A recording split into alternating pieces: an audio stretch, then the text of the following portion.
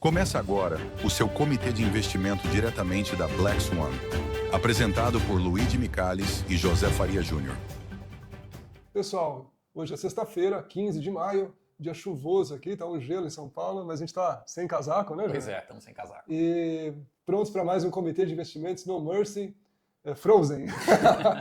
E hoje a gente queria fazer uma experiência um pouquinho diferente, dar uma ideia de vocês, como é que é o comitê aqui na Black Swan, na WA, imersiva, tá? Como é que a gente faz, e a gente vai tentar fazer desse jeito. Vamos lá, Júnior? Vamos embora. Tá bom. Então é o seguinte, como é que a gente faz aqui? Primeiro a gente vai colocar o que está de pano de fundo sobre tudo que está acontecendo na economia, tanto aqui quanto nos Estados Unidos, global, né? Então o que a gente tem visto na parte de pano de fundo, inflação, estratégias, ativos, crescimento do PIB, guerra, que a gente vai falar um pouco de tudo, né, Júnior? Vamos falar de tudo. Então é o seguinte, primeira coisa, o pano de fundo, a gente tem um grande pano de fundo que está acontecendo global, que é que a inteligência artificial está começando ainda a engatinhar. Investimentos brutais, tanto em infraestrutura, né, cobre, energia, até gerador está faltando tudo.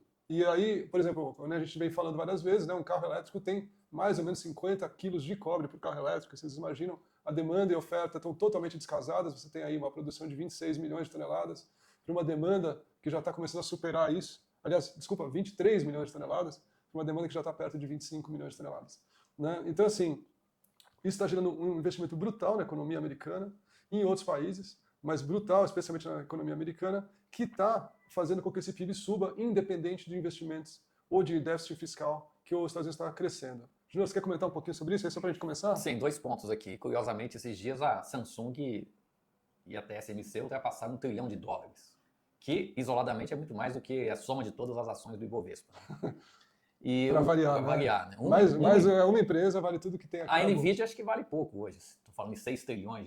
Meu Deus. Quer dizer, é um absurdo. 6 Bovespas. 6 Bovespas e 2 PIB e meio do Brasil. Uma empresa. Uma empresa, que é a Nvidia. Para a gente ter uma comparativa, assim, de quanto... O pessoal fala, não, porque o Brasil é uma potência, o Brasil... Só a Nvidia é 2,5 vezes o PIB do Brasil, né, o valor de mercado dela.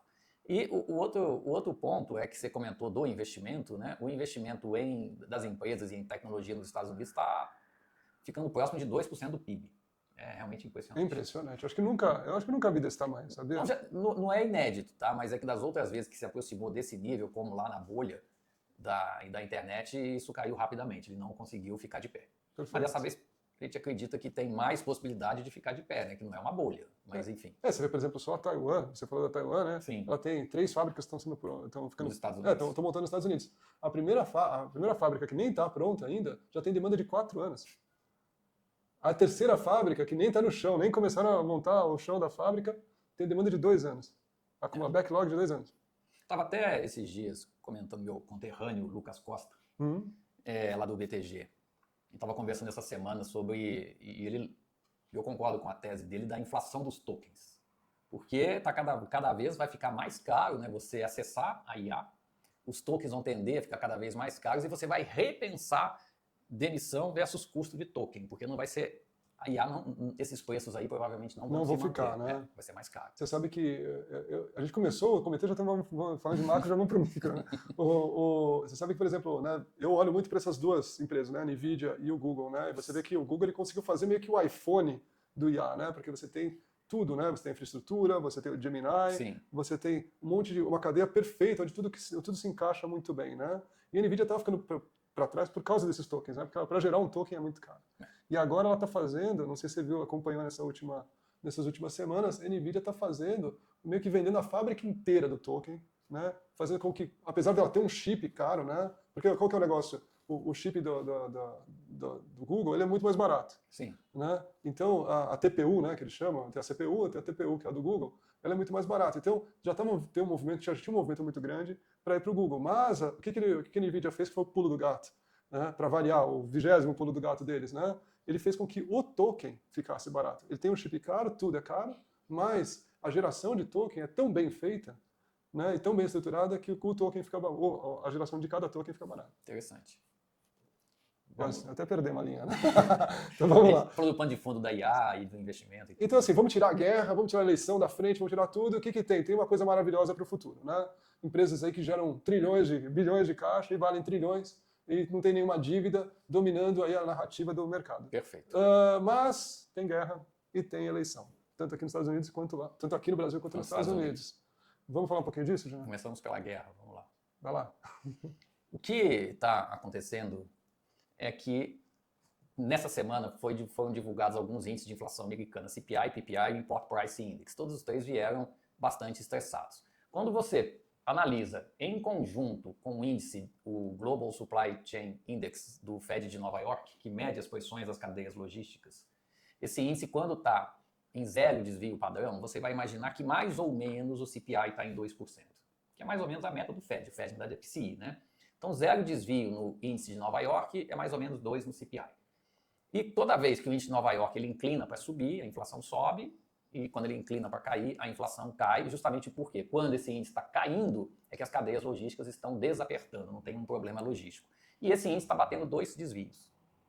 Então, o CPI já está indo atrás e já está em 4%.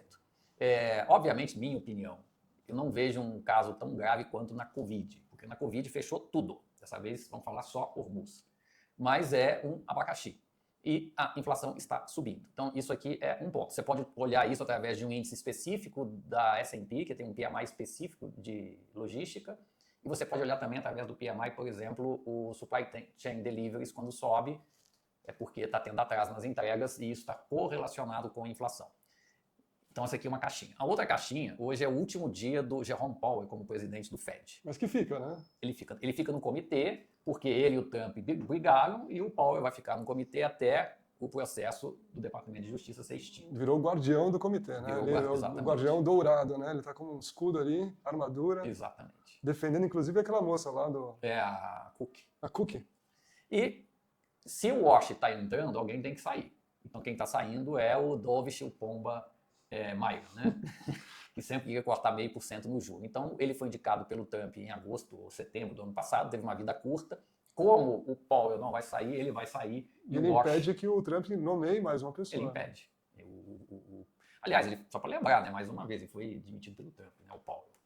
Mas estão brigados. Então, o Wash vai entrar e dia 17 de junho tem uma reunião do Fed. O ponto aqui é o seguinte. Na reunião passada dos 12 membros, 3 membros votaram para tirar o viés de corte de juros. Esses 3 que votaram eram presidentes de regionais. Porque o comitê do Fed e do FONC são 8 ligados ao board, vamos dizer assim, são 7 do board mais o presidente do Fed de Nova York, são fixos, e 4 presidentes de regionais do Fed que são rotativos. E agora, quem não estava concordando, está concordando. Ou seja, nós temos os 4 presidentes das regionais publicamente admitindo que o Fed tem que mudar o viés. Não vai cortar juros. É bom explicar para os nossos telespectadores, né, que o Fed é bem diferente do cupom aqui. Sim. Né? Lá cada um tem uma opinião que é independente da opinião do presidente. Então você coloca lá o presidente e fala assim, vai mudar tudo, porque ele tem um viés pombo, ou tem um viés águia, né? Então vai mudar tudo, não. Lá cada um deles, ele vai ter que concordar e fazer uma coalizão para trazer os juros para baixo ou para cima. Exatamente. Então, muito provavelmente, na próxima reunião, esse bias de vamos reduzir o juro vai sair. E então o Fed ficaria mais próximo de subir juros. Então, muito desse movimento ontem, eu até escrevi antes até dessa confusão toda que está acontecendo sexta-feira, o relatório da Wagner Investimentos do WMM falou que tinha 2 páginas sobre esse assunto, dessa provável mudança de ideia do comitê do Fed. Hoje, por exemplo, o juro do Treasury praticamente bateu 4,6%. Então, a inflação está subindo, o Fed pode subir juros, se bem que a curva coloca 60% de chance para subir esse ano uma vez no final do ano, mas se o juro começa a subir nos Estados Unidos, o dólar index romper a região de 100... Começamos um novo mundo. Né? Um novo mundo que é ruim para a emergente. Eu acho que assim, também é importante a gente falar que o Fed ele tem ele não reage normalmente a um choque de oferta. É muito bonito, né, que eu falei, mas na verdade o que quer dizer isso? Né? Quer dizer assim, o petróleo está subindo, subiu juros para segurar o petróleo que está subindo porque fecharam o Hormuz, não faz sentido nenhum. Então, normalmente, o Fed não sobe só porque o petróleo está subindo, porque o Hormuz está fechado. Né? Sim. Mas, o CPI, né, que é a inflação americana, ainda está perto de 3, que não é, agora está indo para 4, mas não é o fim do mundo. Mas não é o fim do mundo, ainda está numa zona de conforto, né, Juliano? Sim, não sei se você concorda concordo. comigo. Então, o que acontece? Talvez aí o Fed já tenha um espaço de falar, não, eu não preciso subir esses juros por enquanto. Né? Mas ao longo que a inflação vai subindo, começa a ficar inevitável. Né? Inclusive tem um assunto que o comitê olha, né, o comitê da Black Swan, e eu também olho lá na Wagner, que é justamente a expectativa do PIB dos Estados Unidos, certo? E a gente olha lá pelo Fed de Atlanta. Só que o ideal é a gente olhar a demanda privada doméstica, que é basicamente a soma dos gastos das famílias e os investimentos. E isso, a minha tese desde o primeiro trimestre, é ter uma recuperação do PIB americano. E é o que está acontecendo. Então a gente está vendo o PIB americano nesse segundo trimestre com um núcleo do PIB maior do que do quarto trimestre do ano passado, maior do que do primeiro trimestre desse ano. Então o PIB está dando uma acelerada. Os dados de emprego estão vindo razoavelmente fortes. Nós tivemos, né, um dado que foi o menor número de auxílios de pedido de desemprego semanal desde 1969. Então está baixo esse número. E o que muda em relação à Covid? Então, muda que, primeiro, é só o MUS, não é o mundo inteiro. E muda também porque na época da Covid o salário estava subindo 6% ao ano. Agora ele está subindo em torno de 3,5% ao ano, que menos a produtividade, que está aumentando, não é inflacionário. Então o Fed tem, digamos, dois amenizantes, né? Não é um aperto tão gigante como foi na Covid, mas é extremamente relevante, porque não é só petróleo, é alumínio, é resina de PVC, fertilizante, todas as commodities ligadas a petróleo, como soja, milho, algodão. Aí aumenta o custo da ração, aumenta a proteína, então é uma cadeia, uma bola de neve. Exatamente. E também a gente está chegando no verão, o consumo de petróleo diminui um pouco. Então isso aqui é menos grave do que na Covid. Também é menos grave do que na Covid, que os salários não estão subindo em termos reais. Agora a economia está querendo tracionar. Isso é um abacaxi, né? Assim, para deixar mais claro para vocês, o que a gente está falando, né? Que se a inflação sobe nos Estados Unidos, o juro sobe. E se o juro sobe lá nos Estados Unidos, imagina só qual a dificuldade que o Brasil já está tendo de cortar juros agora, com juros quase que estáveis, ou estava até quase caindo agora há pouco tempo atrás. Imagina a dificuldade que ele vai ter agora daqui para frente. Né? E não é só o Brasil, são vários lugares do mundo. Então, assim, para a gente, né, que está vendo o Brasil meio sufocado nessa parte de crédito, nessa parte das empresas, né, daqui a pouco a gente vai falar um pouquinho mais disso, sim, a gente começa a ver um cenário que não é muito benéfico para cá, né? Não mesmo. Só para o dólar, entre aspas. Por enquanto. Enquanto o dólar ainda estiver abaixo de 100, não é um cenário tão ruim para o dólar. Falando em dólar, né, o segundo pano de fundo aí que a gente está vendo para os Estados Unidos, né, foi desde que o Trump começou a brigar pelas tarifas, todos os países do mundo estão se organizando. Na verdade, um pouco mais para trás, né, quando quiseram sacanear a Rússia, né? Nas reservas. Foi terrível. Isso aí, né, porque despertou um alerta no mundo todo. Falou, puxa, será que o dólar é tão confiável? Será que os Estados Unidos parece ser tão confiável assim? E o pessoal no mundo, né, o pessoal que eu digo são os bancos centrais e os governos, começaram a diversificar as reservas deles e tentar depender um pouco menos desse trade com os Estados Unidos. Então, eles foram achando outros parceiros. Ouro também, né? E foram achando outros. Exatamente. O ouro, por exemplo, disparou nesses últimos anos. Todo mundo fala, ouro é bom para a guerra e para a inflação. Tá certo. Mas tem um pano de fundo gigante ali de um monte de país trocando dólar, trocando treasury por ouro, né? Sim. Sustentando esse movimento. E nesse sentido, acabou que veio um pouco de dinheiro aqui para o Brasil, veio um pouco para os mercados emergentes. E o que é engraçado é que talvez um pedaço desse dinheiro fique, né? Provavelmente, né? Porque assim, tá todo mundo falando, não, a gente depende exclusivamente desse fluxo, né? E é verdade. Assim, 90% da bolsa subindo é o fluxo estrangeiro. Mas tem um pedaço de fluxo que talvez não vá embora, né? Não, eu acho que não. A bolsa, por exemplo, nos últimos 30 dias, 30% do dinheiro que entrou no ano já foi embora. A bolsa caiu de 200 mil para mais ou menos 175 mil pontos. Que foi embora mais ou menos aí 25 bilhões de reais. É um pouco do que a gente já comentou, né? Daquela regrinha de bolsa, cada 1 bilhão, 1.000 pontos. 1 bilhão de reais de estrangeiro, 1.000 pontos. Não é nada de ciência, é só observacional. E é o que está no final da história acontecendo. Agora, eu concordo. O ano passado entrou 25 bi, esse ano entrou 50, já são 75 de dinheiro que entrou em 1 ano e meio. Agora, de fato, estava maior, o saldo diminuiu, mas longe de estar negativo. Né? Longe de estar negativo. E você vê assim, por exemplo, se a gente for comparar o Brasil de 1 ano e pouco atrás, né, que eu acho que dentro do fluxo mundial de dinheiro, o que a gente tinha? 52%, 53%. 62% do fluxo mundial para o Brasil. Hoje a gente está com 72% por aí. Então a gente tem. Parece pouco, né? Mas isso é do estrangeiro na bolsa. Do estrangeiro na bolsa. Participação do estrangeiro na bolsa. Exato. Né? E aí a gente vai falar agora das coisas de curto prazo, né? Médio prazo. A gente já falou um pouquinho do petróleo, agora a gente vai falar um pouquinho das 2 eleições, né? As eleições lá nos Estados Unidos. Então, o Senado está bem dividido ainda, né? Eu acho que a Câmara é mais difícil do Trump manter. O Senado... Já está meio perdida a Câmara. A Câmara provavelmente sim. O Senado não totalmente. Quer dizer, o Trump ainda tem uma esperança de ganhar o Senado. Tanto que lá também está uma briga boa, e eu não entendo perfeitamente o assunto, mas estão fazendo uma redistribuição dos distritos americanos. Né? Então, onde tem democrata, estão tentando criar distritos mais fortes, onde o democrata é mais votado, mas eles perderam, não sei se foi na Virgínia, na Carolina, a votação.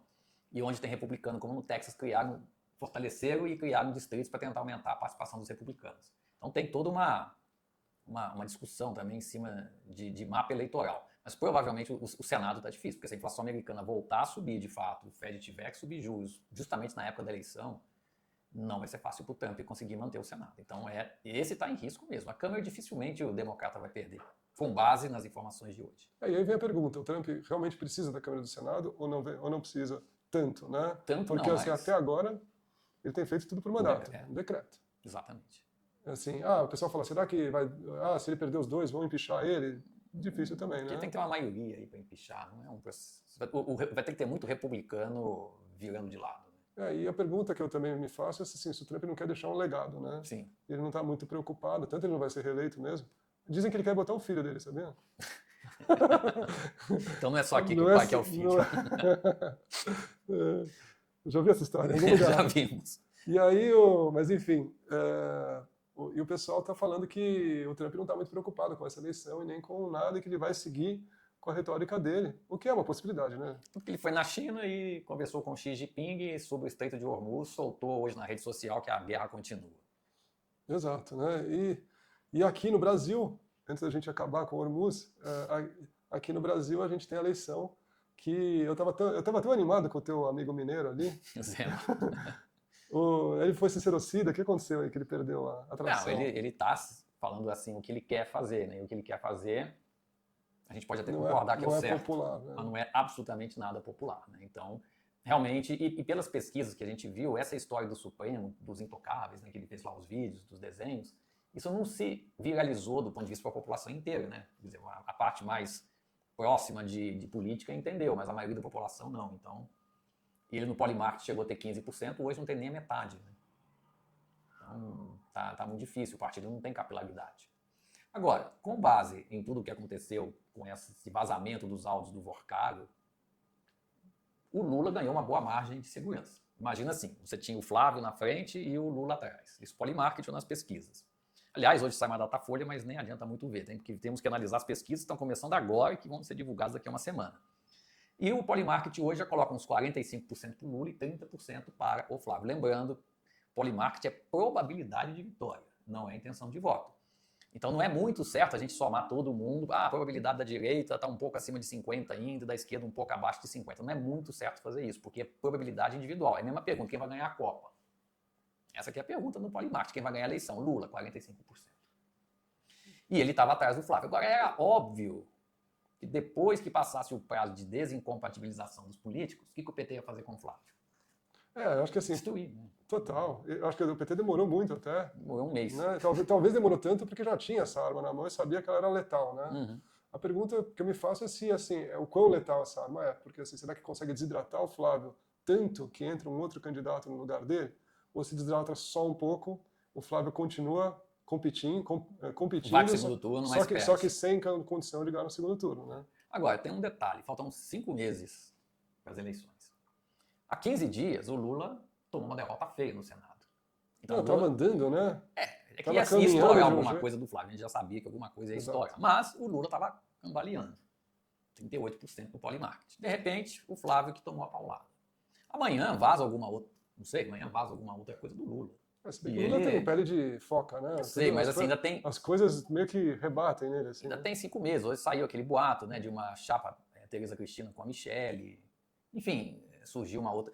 Não está perdido. Dificultou tremendamente a mudança do pêndulo. Ponto. Eu vou falar. Eu fico triste que assim, o Tarcísio estava na boca do gol. Mas ele não ia ser, infelizmente. E acabou que chegou o Flávio com esse telhado de vidro desse tamanho e resolveu concorrer, né? Eu não consigo entender isso. É porque é sangue. Família. Família. Enfim. Como é que os mercados estão reagindo a tudo isso, né? Então a gente vê uma dicotomia gigante, onde o macro parece com um problema enorme e o micro com uma solução enorme. Então você fala assim, puxa, quem que vai ganhar essa disputa? Nos Estados Unidos, quem está ganhando essa disputa é o mercado por enquanto. É né? O micro, né? O micro, exato. Né? Então assim, o micro tomou a retórica, as bolsas na máxima, né? Sim. Hoje caindo zero nada, né? 0,90. Mas assim, até a gente se aproveitou um pouquinho fazendo disclosure, né? Para se proteger um pouco, né? dessa... Então assim, as bolsas na máxima, ignorando totalmente o macro. Será que isso é bom também?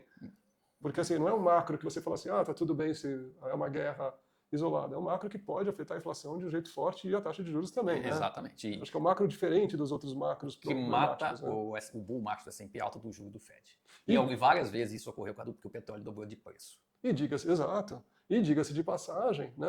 Enquanto para o CPI, para a inflação americana, a energia não é tão importante, para a Europa é super importante, 9% da inflação. Ou seja, a Europa está tendo que subir juros, já estava tendo que subir juros e agora vai ter que acelerar, né? Isso enfraquece a atividade. E numa atividade que já está horrível, assim. Então, assim, a Europa a gente vê como um problema. E, aliás, né, a Europa que parece que meio que brigou com os Estados Unidos. Né? Também. Ou os Estados Unidos brigou com a Europa, um dos dois. Mas o ponto é que eles não estão se bicando e minha impressão é que isso aí veio para ficar por um tempo, viu? Eu não acho que acaba simplesmente... O nosso medo é o quê? Dólar index subir. Isso tira fluxo emergente. E outra coisa no Brasil, concorde comigo. O que aconteceu com a taxa de juros aqui? Ia cair 300 pontos, e agora? E agora? Então você tem dois problemas para a Bolsa. Porque pode subir o dólar index e tirar fluxo emergente, e certamente, vamos supor que o juro vá para 13,5, que eu acho que é muito, mas vamos supor que vá para 13,50. Isso ia para 12. Então a atratividade da Bolsa, sobretudo do small cap, diminuiu sensivelmente com isso. Isso é muito ruim para a Bolsa. Não é tão ruim para o dólar por enquanto, porque o Brasil está batendo recorde de exportação, bem ou mal ainda estamos na sazonalidade positiva de queda do dólar. Mas o risco global e o risco local fizeram o dólar subir aí uns 3%. É isso. Não tem como. É isso. Mas a Bolsa acaba sendo mais prejudicada porque ela sofre o risco. E imagina o seguinte, a Bolsa caiu de 200 mil para 175 mil. Pelo nosso modelo até, da Wagner, 175 mil seria um ponto de compra, com o objetivo aí de quem é investidor de longo prazo. Tudo bem. Aí você tem que pensar o seguinte, só lá fora, não vamos pensar nada aqui dentro, o S&P está na máxima. Qualquer realização do S&P, será que o Bovespa não vai cair mais? Junto, né? Provavelmente. Provavelmente. Não é garantia, mas provavelmente. Inclusive, né, acho que assim, a pessoa já estava começando a achar que ia ter uma onda de small cap e tudo, né? Na nossa opinião, né, não sei o quanto o Júnior compartilha aqui, mas na nossa opinião, para ter uma onda de small cap, você precisa de dois fatores muito importantes. Um juros mais baixos, para os investidores entenderem que é mais atrativo estar na bolsa do que estar na renda fixa. E dois, um fluxo de dinheiro do investidor local para os fundos. Sim. Né? Isso aqui está longe de acontecer. Gente, se você for ver o fluxo de dinheiro para fundo de investimento no Brasil, é todo mês negativo. Infelizmente. Né? Então, assim, você fala assim, mas será que eu já devia comprar small cap e tal? Na nossa opinião, segura eu, né? Porque ainda tem muita água para rolar para você começar a ver esses investimentos. E mais, o Ibovespa bateu 200 mil pontos. Em termos nominais, foi recorde. Tudo bem. Nisso, a small cap bateu R$130. Em termos nominais, o recorde foi R$150. Isso lá em 2021 ou 2022. A R$110 já tem uma margem de segurança um pouquinho menor, mas com juro alto, small cap não performa. Para quem olha para o relativo, né, fala, puxa, tá muito, né, small cap com o Bovespa está muito discrepante e tal. Eu acho que é super válido, né? Mas enquanto o juro estiver alto, sobretudo o juro real, a small cap performa mal. Além do índice ser ruim, né? Depois um dia a gente vai falar melhor disso aí, mas o índice small cap é um índice que prejudica muito o investidor e um dia a gente conversa um pouquinho mais sobre isso. Tem índices melhores. Tem índices melhores e ações melhores, pode ir mais no detalhe. A parte aqui da Bolsa Brasileira, então o que a gente está vendo aqui, a Bolsa chegou num patamar muito alto, fez um movimento aí, para quem gosta de análise técnica, esquisito, né? E o fundamento também não está sustentando muito ela. A nossa vontade seria comprar esse 175. Talvez a gente tenha essa filosofia aqui, né? Caiu pouco, a gente compra pouco, caiu muito, a gente compra muito. Né? Fica a dica aí. Eu tô mais no pouco. Também tô mais no pouco. Legal. Então é o seguinte, é interessante ver a resiliência, né, tanto do PIB brasileiro quanto especialmente do PIB americano a todos esses conflitos, né? O PIB americano está bem resiliente. Agora o PIB brasileiro, para mim, muito sinceramente, não é porque saiu um dado ruim do setor de serviços hoje. Já tem 2 meses que eu já escrevi e está até no X e no LinkedIn, já fez o topo o PIB aqui. Por quê? Eu concordo. Por quê? 3 motivos simples. Guerra, eleição, porque quem vai ganhar? E juro. Então você tem uma guerra que está encarecendo os preços. Você tem uma eleição que você não sabe quem ganha. Talvez vá manter tudo que está aí. E um juro a 14,5% de Selic. Então... Não tem como, né? Não tem como. A gente pode até adicionar aí no que você falou, né? Um endividamento das famílias enorme, um compromisso com a dívida enorme, um monte de empresa grande que está atrapalhada, apostou que o juros ia cair para variar, né? E não caiu, ou seja, se alavancou, ou não desalavancou como deveria. Exatamente. Né? E agora está com esses problemas, a gente está vendo aí um monte de casos, né? Pão de Açúcar, Happy Vida, Oncoclínicas, etc. Toque-Stock. Né? Então, assim, gente que já estava meio balançando, agora começa... Mas, ao mesmo tempo, eu acho interessante ver a resiliência do PIB americano, por quê? Porque ele parece imbatível, eu estou quase achando que não tem mais como cair, assim, sabe? Porque o juros saiu de 0 para 5. Eu achei que ia ter uma crise, não teve. Né? Aí começa um déficit brutal, um monte de briga com os outros países. Também nada, né? Aí você tem agora a guerra, né? As reservas de petróleo caindo e tudo mais. Nada. É incrível, né? Mas aí tem 3 argumentos. Primeiro, a geração baby boomer está começando a gastar o dinheiro. E o segundo, que é parecido com o primeiro, né? Os jovens estão recebendo mesada dos pais. É sério. E o terceiro é que está tendo uma devolução. A gente falava muito ano passado daquele nome OBA, One Big Beautiful Bill Act. Falamos mais de uma vez. Chegou a hora do OBA, né? Soltar a grana e está soltando a grana. Tanto que até 20 de abril, mais ou menos, o americano tinha recebido extra 36 bi de dólares de imposto e gasto extra 15 bi de dólares de gasolina. Então sobrou extra no bolso dele 20 bi. Por isso o consumo também está resiliente, por causa desses aspectos. Até quando é uma boa pergunta, mas continua. E você sabe que eu fico um pouco preocupado? Porque assim, eu estou vendo que os países estão cada vez mais diminuindo as reservas de petróleo deles. Estão. E esse petróleo está 110, eu fico preocupado porque assim, parece aquela história da família lá que perdeu a renda, sabe? No primeiro mês não muda nada, porque a pessoa continua gastando, no segundo também não, no terceiro o pessoal começa a ter que começar a cortar gastos e no quarto mês tem que apertar o cinto, né? Então assim, eu tô achando que esse petróleo, eu tô com um pouquinho de medo do petróleo uma hora, se essa guerra não acabar, dele passar desses 110 e ir para 150, sei lá, um outro número. Existe um número mágico, que eu acho que são 6,8 bilhões de barris de reserva, se não me engano. A gente pode trazer isso da próxima vez. Esse número mágico pode ser atingido em setembro. Se passar desse número mágico para baixo, trava. Perde a viabilidade de continuar usando o petróleo. E setembro está aí, né? Então, faltam 4 meses, quer dizer, o Trump tem que resolver isso rápido. E aí, como é que ele resolve? Ele não quer, né, por enquanto. Na minha opinião, eu não sei se dá para resolver desse jeito, sabe? Mas tem um número, esse número pode ser atingido em setembro. E aí você vai ter um problema gravíssimo na cadeia de petróleo. Então, antes de chegar nesse número, lá para julho, talvez daqui a 2 meses, o mercado já entra em pânico, né? Porque está chegando e nada resolve. Exato. Então, ele tem um prazo ainda de 30 a 60 dias, vamos dizer assim, para resolver isso. Porque o Banco Central daqui a pouco vai começar a subir juros. Aliás, o da Austrália já fez. Já fez isso, Exato. Daqui a pouco outros vão fazer. Japão está pressionado, o Banco Central Europeu, o Banco Central Canadense, o Banco Central Britânico, esse nem se fala. Teve uma eleição lá que o Keir Starmer perdeu o rumo, né? E está arriscado a ter o 7º Premier em 10 anos. Que loucura. E o juro britânico está acima de 5%, né? O juro de 10 anos. Parece o Peru, né? O Peru tem um presidente a cada ano. É por aí. Então acho que a gente fechou bastante a parte macro, né, Juliano? Sim. Só está faltando a gente afinar um pouco na eleição, né? Estamos aí com toda essa positividade aí acontecendo no Brasil. Me conta um pouquinho aí. Eu por exemplo, tenho uma opinião um pouco diferente do Júnior. Acho que vai ser legal da gente bater um papo disso. Bom, vamos se arriscar, não? A gente vai se arriscar? Por enquanto, não vamos arriscar. Nós tivemos muitas emoções essa semana, uma virada lá no Polymarket, que provavelmente hoje saiu um tracking da Atlas Intel com o Lula 7 pontos na frente do Flávio. Só estou na dúvida se está no primeiro ou no segundo turno esse tracking, tá? Mas o Lula estava com 49 a 42, acho que é segundo turno. Acho não, é segundo turno. Então, mas isso é de votos totais sem considerar os votos válidos. Ou seja, o Flávio perdeu muito terreno. A gente tem que pensar 2 coisas. Faltam 5 meses para a eleição e muita coisa pode acontecer, como a gente já falou antes aqui no vídeo. Pode até surgir uma chapa nova, até com a Michelle, enfim. Apesar da família não querer a Michelle, mas a gente nunca sabe o que vai acontecer. Então, tem muita coisa para acontecer. Eu continuo achando que, apesar, lógico, que a chance do Lula ganhar a eleição aumentou muito, mas eu ainda acho que ele vai perder. Aí você vai dizer por quê? Porque eu acho que as condições básicas ainda estão dadas para ele perder. Situações ruins, tem algumas situações críticas, né? Porque o Centrão, vendo que o Lula está com mais chance do que o Flávio, o outro candidato, já vai começar a migrar para o Lula, naturalmente. Mas as pesquisas ainda mostram 2 coisas. Primeiro, que a população ainda rejeita o Lula. Merece um 4º mandato? Não. Mais de 50%. E as pessoas estão discutindo Copa? Não. Ainda não. Ainda não. A convocação da seleção vai sair. Elas não estão discutindo nem Copa, muito menos eleição.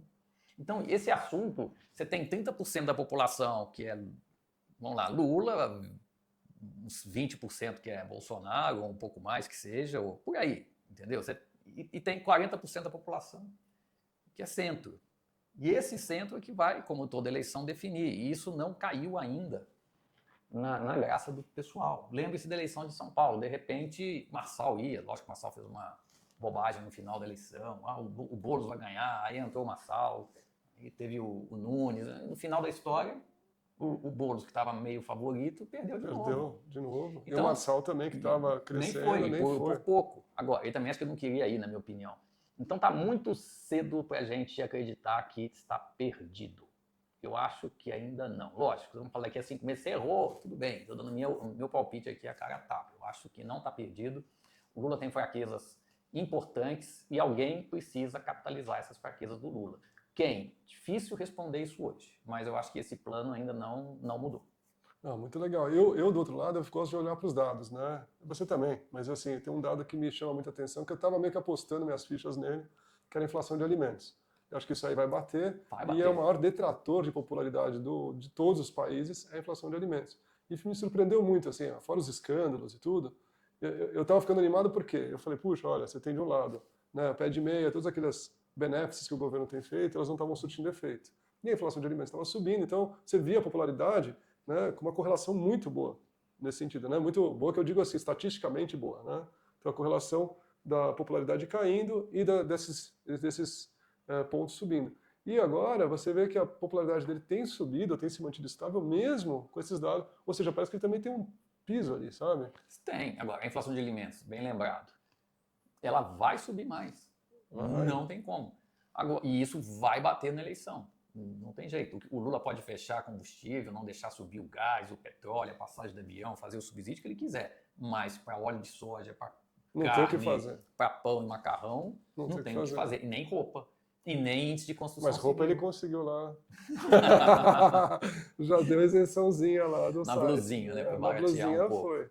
A mesma taxa que ele criou, né? Disse que não. Mas eu acho que você lembrou muito bem. A inflação de alimentos aí vai bater. Agora, no meio de tantas bondades que ele deu, bilhões, a instituição fiscal independente do Senado fala em 250 bilhões de reais além do arcabouço de gastos, quer dizer, estourar em mais de 2%. Lógico que no meio de tantas bondades, a tendência da população é melhorar um pouco a imagem dele. Mas essa inflação é outro assunto. Vai bater, pode anotar. Perfeito. Então vamos fechando agora para os ativos. Eu sei que você está mais pessimista. Eu tô.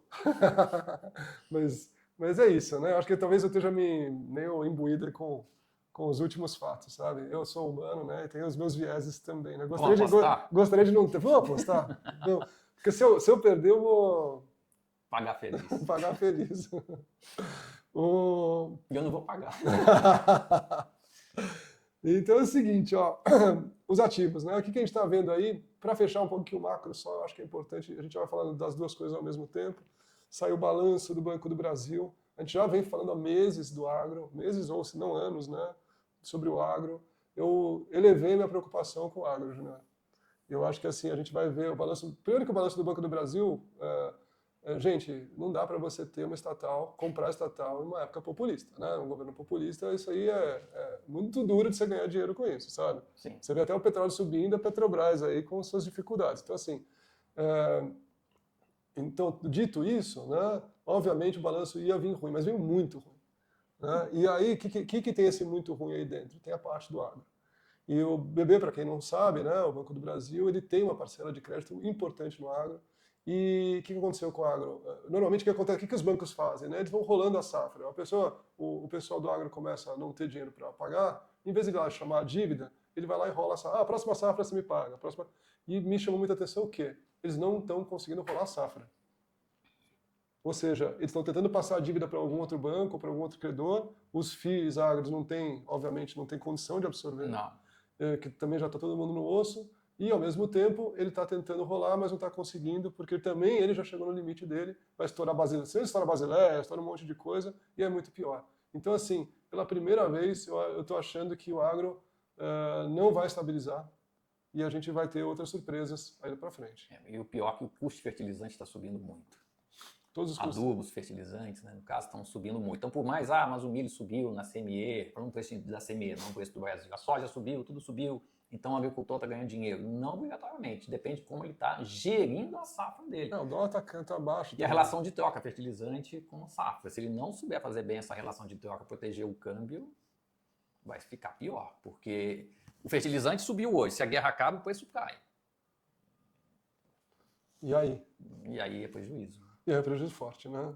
Então, assim, de um lado a gente está vendo essa parte do agro. O Brasil está se localizando aí entre os outros mercados emergentes como um país que ainda está mais ou menos um preço médio, né? Você tem países que estão muito mais valorizados, tipo a Coreia, etc. e tal. Tem países que estão muito menos valorizados, que nem a Arábia Saudita, né? Mas quem que hoje a gente vê mais valorizado, né? A Argentina, a Coreia, o Chile está mais ou menos que nem o Brasil e o Brasil. Então, assim, o que a gente está vendo aí de ativos para investir? Ainda os Estados Unidos muito caro, então não dá para botar dinheiro novo. A gente tem um pouco de medo nesse patamar. O Argentina, que eu pessoalmente gosto, eu acho que o governo Milei está fazendo o seu dever de casa. A inflação caiu agora? Não, assim, da parte do governo está indo muito bem. Sim. Qual que é o problema? Eu não sei o quanto tempo a popularidade dele vai resistir a essa compressão aí econômica, né? Então você vê o M1, o M2, que são a base monetária. Exatamente. Negativos, não tem nenhum outro país do mundo que está fazendo isso. Não. Então, assim, o que quer dizer isso? Quer dizer que a população está sofrendo. Então, o quanto a população vai aguentar isso mais 1, 2 anos, né? Mas, ao mesmo tempo, está num caminho muito bom, muito certo, né? E o Brasil aqui, que a gente está falando aí com problemas de crédito, agro, etc e tal, desculpa o vídeo negativo, né? Mas a gente tem que falar um pouco das coisas como são. E a gente está olhando para algumas certas classes. E tem um detalhe, só quando você pega aí Claro. essas classes, se o agro for mal, o que puxou o PIB do Brasil nos últimos anos? O agro. Então, como é que o PIB vai subir sem o agro, né? Exatamente. Então, é a pensar. Né? Porque o consumo, quem que está mal hoje em dia na praça? Né? O agro e o varejo. Exatamente. 60% do PIB é varejo, é consumo. O agro é o resto que segura. Então, assim, como é que você pode imaginar que o PIB vai... Óbvio, tem todos esses benefícios que o governo está fazendo, gastando um monte de dinheiro, mas tem limite. Vai ser o quê? Vai ser até a Copa? Vai ser até a eleição? Né? A hora que sai esse pano de fundo, sobra o agro e fala sobre o consumo. Exatamente. Que é exatamente onde a gente está tendo problema hoje em dia. Né? Exatamente. Então, vamos lá. Bota tudo em posse. Lá fora tá caro, né? A Argentina tá caro. O Brasil tá com problema. O Brasil tá com problema. Vai pro CDI. Né? Coreia tá cara. Vamos para onde aí? Cobre tá caro. Subiu, né? Tava 2 semanas atrás tava bom para comprar cobre. Tá $13 mil. O ouro ainda tá mais ou menos, né? O ouro ainda tá mais ou menos, só que tá sem momento. Aliás, o ouro, posso te falar, com esse dólar desse tamanho, assim... Não tá bom, né? Não tá ruim, né? Não. Para comprar e carregar, sim, mas ele tá sem força para subir. Tá sem força para subir, mas é um belo hedge, né? É um belo hedge, isso sim. Mas assim, ele já teria... Porque custa, né? Você ficar comprando em dólar, né? O ouro não custa. Custa a volatilidade, né? Sim.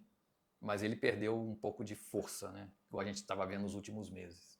Mas o patamar de $4.500 para nós é bem bom para comprar para longo prazo. Para longo prazo pode ser interessante, sim. né? Então, assim, o que a gente está vendo aí? Vamos lá, pós, nota 0 a 10 aí. 10. Nota 10.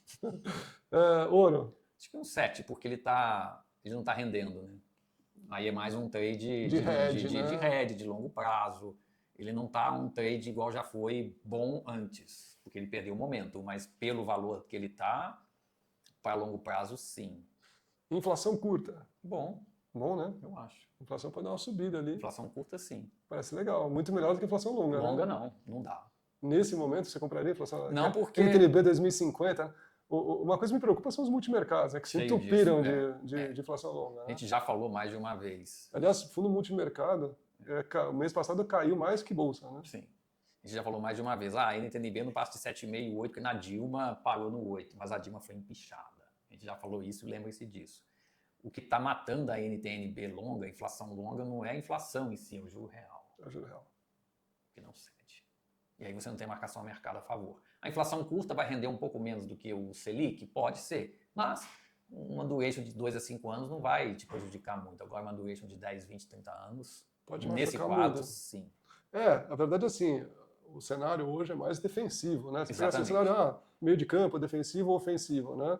Eu estaria numa posição muito defensiva, inflação longa nesse sentido. Não. É um big no, né? Sim. De repente muda, aí dá para mudar, né? Mas você fala, poxa, IPCA mais 7,5, não é legal? Mas aí tem a questão política e a questão de inflação, porque o BC vai continuar cortando, enfim. Tá, tem uma classe melhor que inflação longa, pré-fixada. O que você acha? Não. Agora, nesses... Nota de 0 a 10 aí? Não, o pré vai mais perto do -1, né? Assim. Não, o pré depende, só vou dizer uma coisa, ele já está em 14,5 praticamente. Então ele estava em 13, já capturou. Já está muito pior hoje. Então, assim, não é um péssimo negócio. Mas tem que ter muita paciência, porque isso aqui não está ainda totalmente capturado pelos agentes, o BC parar, o Fed subir. Então, reduzir o risco, mas melhor ficar fora. E ações, hein, Juliano? aqui e lá fora? Pessoalmente, eu reduzi um pouco lá fora hoje. Eu reduzi semana passada. Hoje amanheceu meio mal, sexta-feira. próximo do topo, reduzi um pouco de S&P, um pouco de Coreia, um pouco de tecnologia, eu reduzi um pouco, uns 30%. Por quê? Porque subiu muito. O próprio modelo nosso lá também está muito lá em cima. E eu quero ver se até talvez vai reduzir mais, porque se o Fed começar a mudar de ideia, não é anormal a gente ter períodos que a Bolsa realiza e depois volte a subir de novo. E se o Fed começar a mudar de ideia, nada errado da Bolsa realizada, o S&P para 7.000, 6.800. Não tem nenhum problema. Nenhum problema, pode cair. E a tendência de longo prazo continuaria de alta. Inclusive ele tem uma tendência de longo prazo que ele rompeu e fez uma nova tendência de longo prazo. Então assim, ele já está andando...